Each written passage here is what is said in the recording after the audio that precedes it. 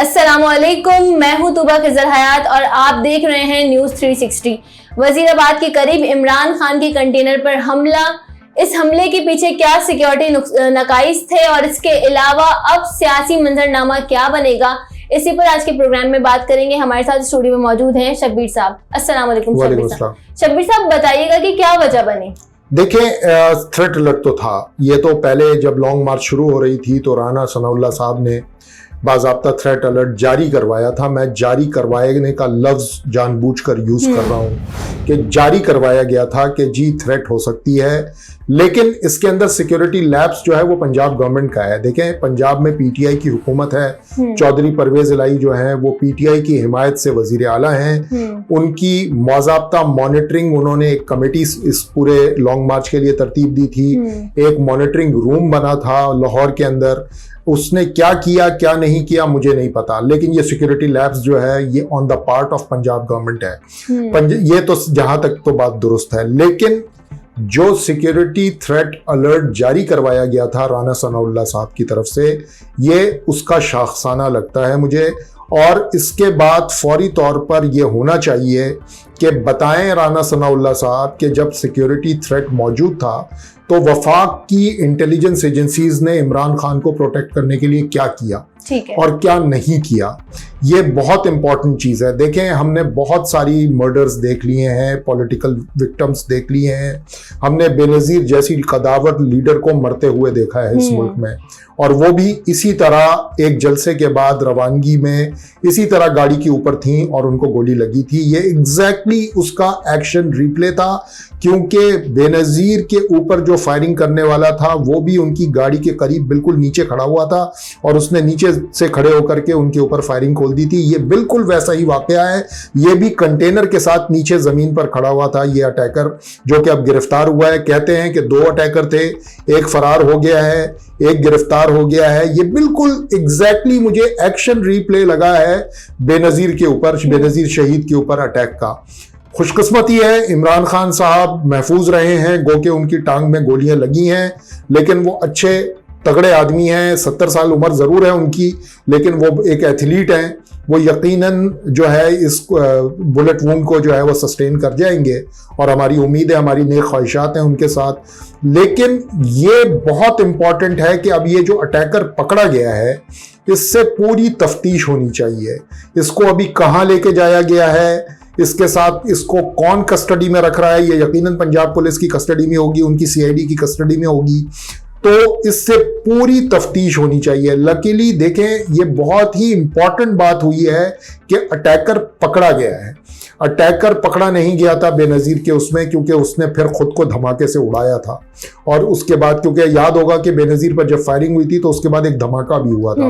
उसने अपने आप को यहाँ शायद इसको या तो धमाके से उड़ाने का मौका नहीं मिला या ये इस नीयत से आया नहीं था, इसने सिर्फ फायरिंग करना इसका मकसद था, वो इसने किया था। यहाँ एक बात जो तहरीक इंसाफ वालों को जहन में रखनी चाहिए कि इमरान खान साहब कोई शील्ड नहीं रखते। शील्ड का मतलब कि वो बुलेट प्रूफ कोई चीज नहीं पहनते। ये मुझे अभी बताया गया है पीटीआई वालों की तरफ से कि इमरान खान साहब बुलेट प्रूफ इनरवेयर कोई नहीं पहनते। वो सीने पे कोई ऐसी चीज नहीं पहनते कि जिससे उनकी गोली रिपेल करे, लग के निकल जाए। तो ये बहुत खतरनाक बात है। और जब आप ऐसा मार्च करें जहां से आप आवाम से जी बिल्कुल बहुत जरूरी है। अभी तो ये खुशकिस्मती है बहुत सारे लोगों की, इमरान खान की अपनी, कि ये गोलियां उनकी टांग पर आकर लगी हैं, वो खुदा ना खास्ता कहीं ऊपर की जिस्म के किसी हिस्से में नहीं चली गई हैं, क्योंकि जाहिर है वो नीचे था फायरिंग करने वाला, तो उसकी कंटेनर की हाइट ठीक ठाक थी, उसकी जितनी रेंज बन सकी उसने वो फायर किया है। ये इंपॉर्टेंट बात है कि यास्मीन राशिद साहिबा जो हैं वो बाज़ाब्ता सामने आई हैं जब फायरिंग हुई है। ये उन्होंने बड़ी दूसरी मर्तबा हुआ है कि यास्मीन राशिद साहिबा ने साबित किया है कि वो कितनी जीदार खातून है। वो सही मानों में मर्दाना वार जिसको कहते हैं, वो एक खातून है जो मर्दों पे भारी है। पूरे के पूरे पीटीआई के अंदर वो सामने आई हैं। उन्होंने इस सारे मामले को देखा भी है, उन्होंने पकड़ने में मदद भी की है हमलावर के। तो ये बहुत जबरदस्त हुआ है, लेकिन ये बड़ा खतरनाक भी हुआ है।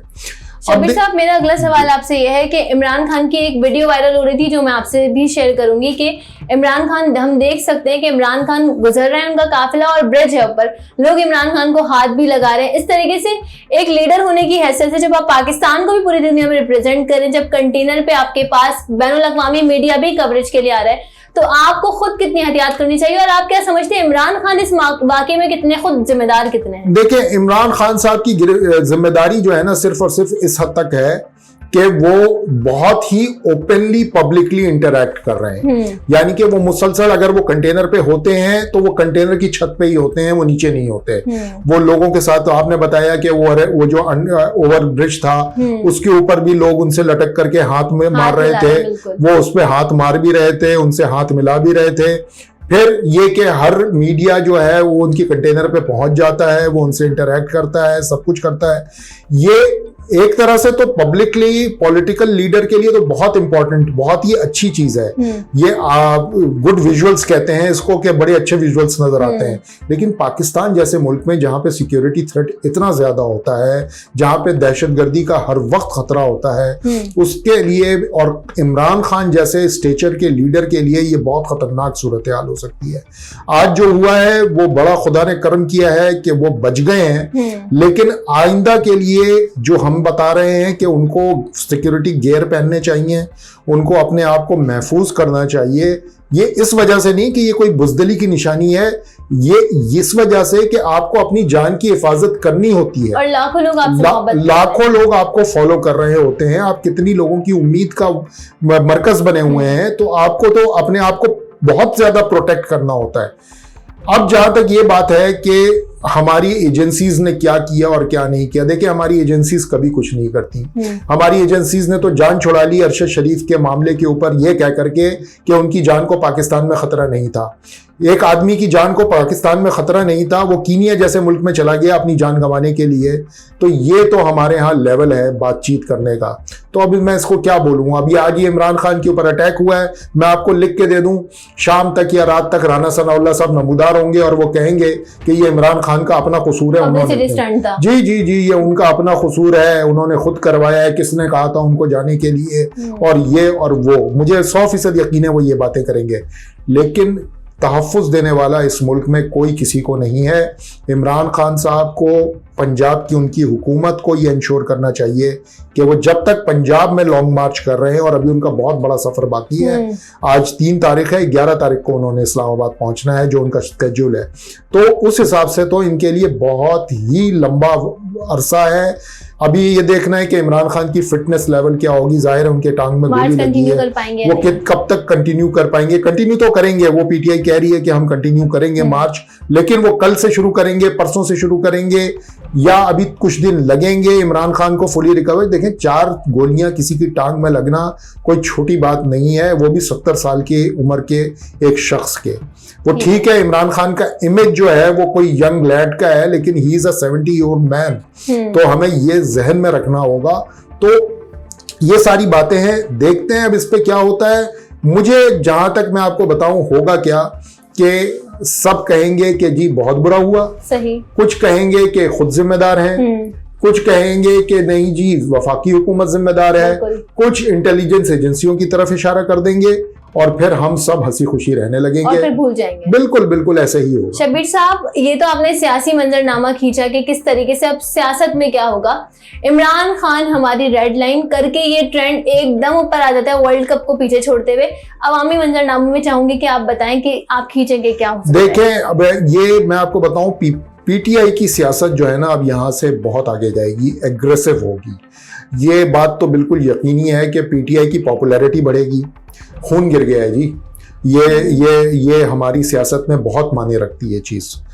हमें नहीं पता कि वो जो 5 लोग मजीद इमरान खान के साथ ज़ख्मी हुए हैं उनकी इस वक्त क्या कंडीशन है, लेकिन ज़मीन पर खून गिर जाना हमारी सियासत के अंदर बहुत मायने रखता है, ये हमने देखा है। तो और जिस पॉपुलैरिटी वेव पे पीटीआई इस वक्त मौजूद है, तो ये बात तो आप यकीनी है कि पीटीआई की पॉलिटिक्स अब बहुत पॉपुलर होगी, मजीद पॉपुलर होगी, मजीद एग्रेसिव होगी। इमरान खान जाहिर है कि वो बड़े बहादुर आदमी हैं, ये बात तो समझ आ गई है सबों को। Despite all the threats and everything, वो बहुत ही एग्रेसिवली सामने आ रहे थे। वो बहुत बहादुर आदमी है और उनकी बहादुरी की मिसाल ये है कि उनकी टांग में गोलियां लगी थी, लेकिन वो आज जिस वक्त कंटेनर से निकल रहे थे तो उन्होंने फिर भी पब्लिक को वेव किया है कि मैं ठीक हूं, मैं खैरियत से हूं, मैं जा रहा हूं। तो ये एक बहादुर आदमी की निशानी है। किसी को 4 गोली लगे वो अपने हवास खो बैठता है। बिल्कुल। तो ये बहुत ही इंपॉर्टेंट बात है और बहुत ही जबरदस्त बात है तहरीक इंसाफ की सियासत के लिए। मैं आपको बताऊं, अभी तो जाहिर है वो शौक में होंगे सब के सब, लेकिन कल से वो पॉपुलैरिटी दुगनी हो जाएगी। खूनी इनकलाब आएगा। खूनी इनकलाब तो बहुत मुश्किल है इस मुल्क के अंदर, लेकिन इमरान खान की पॉपुलैरिटी और तहरीक इंसाफ की पॉपुलैरिटी अब मल्टीप्लाई होगी। ये जिसने भी किया है ये बड़ी बेवकूफाना हरकत की है और उसकी बदकिस्मती ये भी है कि एक अटैकर गिरफ्तार हो गया है। जो गिरफ्तार हो गया है उससे बहुत सारी चीजें निकलेंगी और वो पता नहीं कितने लोगों के लिए कितनी डैमेजिंग होगी या कितनी डैमेजिंग नहीं होगी, ये आने वाला वक्त बताएगा। Thank you so much Shabbir साहब। तो नाज़रीन, आपने पूरा प्रोग्राम सुना। हम उम्मीद करते हैं कि जो अटैकर गिरफ्तार हुआ है उसकी जान महफूज रहे और उससे जो तहकीकात हों वो शफाफ तरीके से हों और फिर आवाम के सामने भी पेश की जाए। इसी के साथ मुझे दीजिए इजाजत। अल्लाह निगहबान।